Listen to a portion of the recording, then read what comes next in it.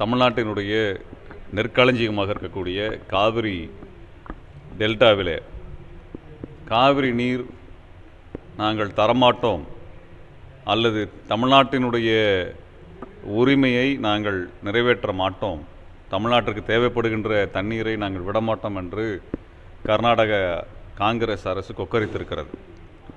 இது முழுக்க முழுக்க தமிழர் விரோத, உழவர்கள் விரோத ஒரு கன்னட இனவெறி அரசியலாகத்தான் நாம் பார்க்க வேண்டியது. காவிரி அனைவருக்கும் போதுமான தண்ணீரை கொடுத்து வருகிறது. ஆனால் அங்கே கர்நாடகாவிலே செயற்கையாக கடந்த கோடை காலத்தில் பெங்களூரில் செயற்கையாக தண்ணீர் பஞ்சத்தை ஏற்படுத்தினார்கள். இப்பொழுது அங்கே போதுமான மழை பெய்தாலும் கூட தமிழ்நாட்டிற்கு உரிய தண்ணீரை திறந்து விட மாட்டோம் என்று மறுக்கிறார்கள். தொடர்ச்சியாக இது போன்ற ஒரு தமிழர் விரோத அரசியலைத்தான் முன்வைத்து கர்நாடகாவில் அரசியல் செய்து வருகிறார்கள். காவிரியில் கை வைப்பது மூலமாக தமிழ்நாட்டினுடைய வாழ்வாதாரத்தையும் கிட்டத்தட்ட 13 மாவட்டங்களினுடைய வாழ்வாதாரத்தை சிதைக்கக்கூடிய வகையில் கர்நாடகா செயல்பட்டு வருகிறது. காவிரி நீர் தமிழ்நாட்டிலே 3 தமிழர்களில் ஒருவர் காவிரி நீரை நம்பித்தான் இருக்கக்கூடிய சூழல் இருக்கிறது. தமிழ்நாட்டினுடைய மிக முக்கியமான நகரங்கள், வளர்ச்சியடைந்த நகரங்கள் எடுத்துக்கொண்டோம் என்றால் அவையெல்லாம் காவிரியினுடைய கரையில் இருக்கின்றன. ஆக காவிரியில் தண்ணி வரலை அப்படின்னால் விவசாயங்கள் பாதிப்பது என்பது விவசாயத்தோடு டெல்டாவோடு அதனுடைய பயன்பாடு முடிந்து விடுகிறது என்று பலர் நம்புகிறார்கள். அது அப்படி அல்ல. தமிழ்நாட்டினுடைய மிகப்பெரிய நகரங்கள் எல்லாம் காவிரியின் கரையிலே அமைந்திருக்கின்றன. காவிரியை நம்பி இருக்கிறார்கள். சென்னையும் கூட காவிரி தண்ணீரை நம்பித்தான் தனது குடிநீர் தேவையை நிறைவேற்றிக் கொள்கிறது. அப்படி இருக்கக்கூடிய சமயத்தில் இந்த காவிரி உரிமை என்பது ஒட்டுமொத்த தமிழர்களுடைய உரிமை, தமிழ்நாட்டினுடைய உரிமை. இது டெல்டாவினுடைய உரிமையாக மட்டுமே தமிழ்நாட்டினுடைய பிற பகுதியினுடைய வாழ்கின்ற தமிழர்கள் நினைத்தார்கள் என்றால் அது நாம் தமிழ்நாட்டினுடைய உரிமையை நாமே விட்டுக் கொடுப்பதற்கு சமமாக மாறும். அப்போ தமிழ்நாட்டில் இருக்கக்கூடிய அனைத்து பகுதி தமிழர்களும் இந்த காவிரி நீர் உரிமைக்காக ஒரே குரலிலே ஒன்று திரண்டு நீங்கள் வீதிக்கு வர வேண்டும். தமிழ்நாட்டிலே நாம் காவிரி இல்லை என்றால் தமிழ்நாட்டினுடைய வாழ்வாதாரமாக இருக்கக்கூடிய தமிழர்களினுடைய உணவு பாதுகாப்பு நம்ம போயிடும். இப்போ உணவு பாதுகாப்பை நாம் தொலைச்சிட்டு நம்ம எந்த வேலையும் வாழ்க்கையும் நாம் வளர்த்திட முடியாது. அப்போ அப்படிப்பட்ட ஒரு மோசமான சூழலில் இப்போ தள்ளப்பட்டு இருக்கிறோம். இங்கே காவிரியிலே அவங்க அணை கட்டுவது, காவிரி தண்ணீரை கொடுக்காம இருப்பதிலே கர்நாடகா வெற்றி பெற்று விட்டால் நாளை இதே போன்ற நிலை முல்லை பெரியாறிலே வரும்.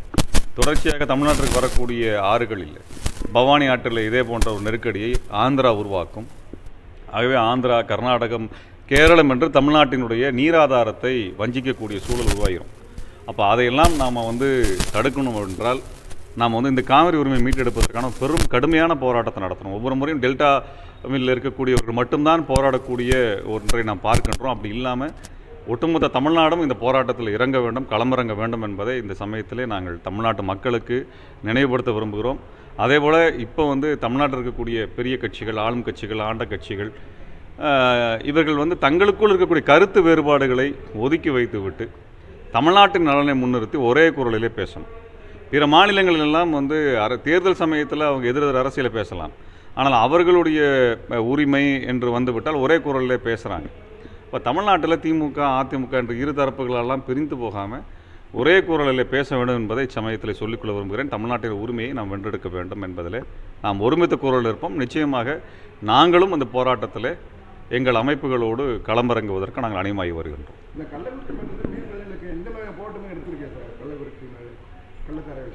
இல்லைங்க, கள்ளக்குறிச்சி விஷயம் மட்டும் இல்லை, தமிழ்நாட்டில் இருக்கக்கூடிய பல்வேறு பிரச்சனைகளுக்கு மே 17 இயக்கமும் விடுதலை தமிழ் புலிகள் கட்சியும் தொடர்ச்சியாக நாங்கள் போராடி வருகின்றோம். தோழர் குடந்தை அரசன் அவர்கள் நேரடியாக அங்கே சென்று அந்த பாதிக்கப்பட்ட மக்களை சென்று பார்த்திருக்கிறார். எங்களை போன்ற அமைப்புகள் எங்களுடைய வலிமைக்கு ஏற்றவாறு எங்களுடைய எதிர்ப்புகளை நாங்கள் பதிவு செய்து வருகின்றோம்.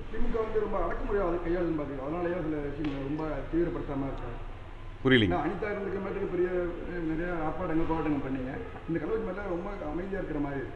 இல்லை, அது உங்களுக்கு தெரியலைங்கிறதுக்காக நாங்கள் பண்ணலைன்ற அர்த்தம் இல்லை. நாங்கள் மோடியினுடைய அடக்குமுறையவே நாங்கள் பார்த்தவங்க. மோடியினுடைய ஆட்சியிலே அவர்களுடைய ஆதிக்கத்தில் இருந்த எடப்பாடி அவர்களுடைய அதிகாரத்தையும் அவர்கள் அடக்குமுறையும் எதிர்கொண்டவங்க. அதனால் எங்களுக்கு அடக்குமுறை என்றைக்குமே பிரச்சனை இல்லை. நீங்கள் தமிழ்நாட்டிலே பார்த்தீங்கன்னா நாங்கள் திமுகவை எதிர்க்கிறோம் என்று சொல்லக்கூடிய பிஜேபியோ அல்லது நாம் தமிழர் கட்சியோ 2 பேர் எடுத்துக்குவோம். ப்ரெஸ் மீட்டை தவிர வேறு என்ன பண்ணுறாங்க? தினம் ப்ரெஸ் மீட் நடத்துகிறார் அண்ணாமலை, இல்லைங்களா? நீங்கள் தமிழ்நாட்டில் 3வது பெரிய கட்சியாக வளர்ந்துட்டோம்னு சொல்லி பாராளுமன்றத்தில் பிரதமர் பேசுகிறார். போராட்டம் நடத்துறதுக்கு எந்த துணிச்சலும் உங்களுக்கு கிடையாது. நாம் தமிழர் கட்சியினுடைய திரு சீமான் அவர்களும் கூட பேட்டி தான் பேசுகிறாங்க. நீங்கள் தினம் பேட்டி நடத்துறதுக்கு எங்களுக்கு வாய்ப்பு இருக்குது, எங்களுக்கு அதுக்கு போதுமான அளவுக்கு வலிமை இருக்குது அப்படின்னா நாங்களும் தினம் பேட்டியில் வந்து போட்டி அரசியலை நடத்துவோம். தினம் பேட்டியிலேயே போராட்டத்தை நடத்திட்டு போயிடுவோம். இவங்க 2 பேரும் என்ன போராட்டத்தை பண்ணியிருக்கிறாங்க? திமுகவை எதிர்த்து திமுகவினுடைய எதிர்க்கட்சியாக நாங்கள் தான் இருக்கிறோம்னு சொல்லக்கூடிய பாஜகவோ நாம் தமிழரோ அதிமுகவோ என்ன போராட்டத்தை நடத்தியிருக்காங்க? ஆனால் இந்த திமுகவினுடைய ஆட்சியில் நடந்த குளறுபடிகள் குறைகளுக்கு எதிராக போராட்டம் நடத்தி 6 வழக்குகளை நான் வாங்கியிருக்கின்றேன். தோழர் மீதும் 4 வழக்குகள் பதிவு செய்யப்பட்டிருக்கிறது. நாங்கள் வழக்கு வாங்கின நாங்கள் போராடுறோமா, அல்லது வெறும் பேட்டியை மட்டும் கொடுத்துட்டு பேட்டியில் வந்து வீரவசனம் பேசிட்டு போகிறவங்க போராடுறாங்களா அப்படிங்கிறது மக்கள் எதுக்கு விட்டுறோம். 2வது விஷயம் வந்து மக்களுக்கு என்ன தேவையோ அதை நடைமுறைப்படுத்துவதற்காக போராட்டம் நடத்துகிறோம். இன்றைக்கு வந்து ஸ்டெர்லைட்டில் வந்து ஒரு பெரிய கம்பெனிக்காக துப்பாக்கி சூடு நடத்திருக்கீங்கன்ற நீதிபதி சொல்லியிருக்கார்.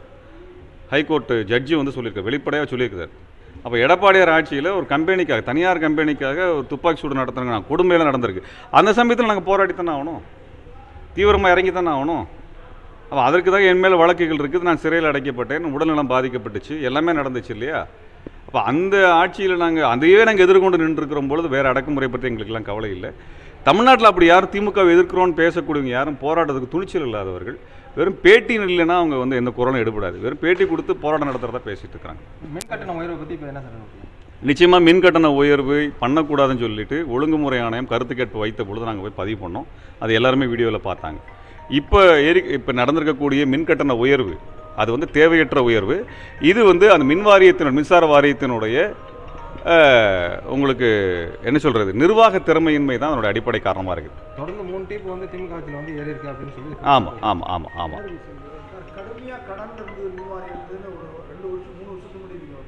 நிச்சயமா நிச்சயமா. அதாவது என்ன நடந்திருக்குதுன்னாங்க, மின்சார வாரியத்தில் கடந்த 10-15 வருடங்களாக தனியார் கம்பெனியிடம் குறைஞ்சபட்சம் 12 வருடமாக தனியார் கம்பெனியிடம் அதிக விலைக்கு கொள்முதல் செஞ்சுருக்கிறாங்க. அரசாங்கம் உற்பத்தி செய்யக்கூடிய மின் உற்பத்தி நிறுவனங்கள்லேருந்து வாங்குவதை விட தனியார் நிறுவனம் அதிக அளவுக்கு விலைக்கு வாங்கியிருக்கிறாங்க. அதனால் வந்த நட்டம் தான் மிகப்பெரிய நட்டமாக மாறியிருக்கிறது.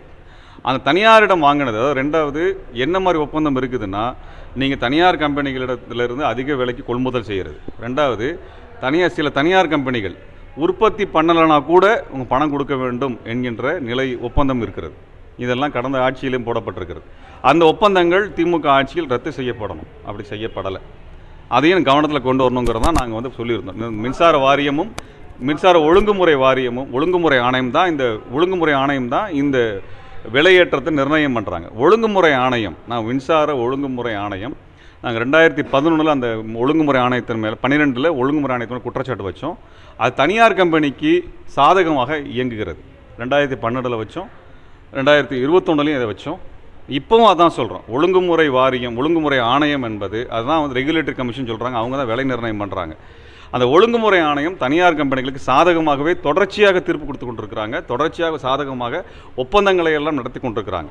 அந்த ஒழுங்குமுறை வாரியத்தின் மீதான எந்த கேள்வியும் இதுவரை எழுப்பப்படவே இல்லை. மின்சார வாரியத்தினுடைய தலைமை அதிகாரியும் ஒழுங்குமுறை வாரியமும் சேர்ந்து கொண்டு தனியார் கம்பெனிகளுக்கு சாதகமாக ஒப்பந்தங்களை போடுகிறார்கள். இதை கடந்த அதிமுக ஆட்சியிலும் கேள்வி கேட்கவில்லை. இப்பொழுது திமுக ஆட்சியிலும் கேள்வி கேட்காத நிலை இருக்கின்ற காரணத்தினால தான் விலையேற்றம் நடந்து கொண்டே இருக்கிறது. இப்போ இந்த நிர்வாகம் முறையாக நடந்துச்சுன்னால் உங்களுக்கு இவ்வளோ நஷ்டம் வராது. ஏன்னா ஏற்கனவே நஷ்டம் சொல்லி தான் விலையேற்றுனீங்க. நஷ்டத்தை சரி பண்ணுறதுக்கு விலையேற்றிட்டு அப்புறம் விலையேற்றினதுக்கப்புறம் மறுபடியும் ஒரு நஷ்டம் வருதுன்னா எப்படி வந்திருக்கும்? அந்த கேள்வி எழுப்ப வேண்டிய தேவை இருக்குது. ஏற்கனவே நஷ்டம் சொல்லி தான் விலையேற்றுனீங்கல்ல, நஷ்டத்தை சரி பண்ணுறதை விலையேற்றுனீங்க, அப்புறம் மறுபடியும் இப்படி ஒரு நஷ்டம் வந்திருக்கும். நிச்சயமாக நாங்கள் செய்வோங்க, நிச்சயமாக செய்வோம். நான் கடந்த காலத்தில் செஞ்சுருக்கிறோம், இப்போவும் செய்வோம். ஒழுங்குமுறை ஆணையத்துக்கு எதிராக நேரடியாக உள்ளே சென்று நாங்கள் போராட்டம் நடத்தியிருக்கிறோம். இப்போவும் அதற்கான போராட்டங்களை நிச்சயமாக நாங்கள் முன்னெடுப்போம். நாங்கள்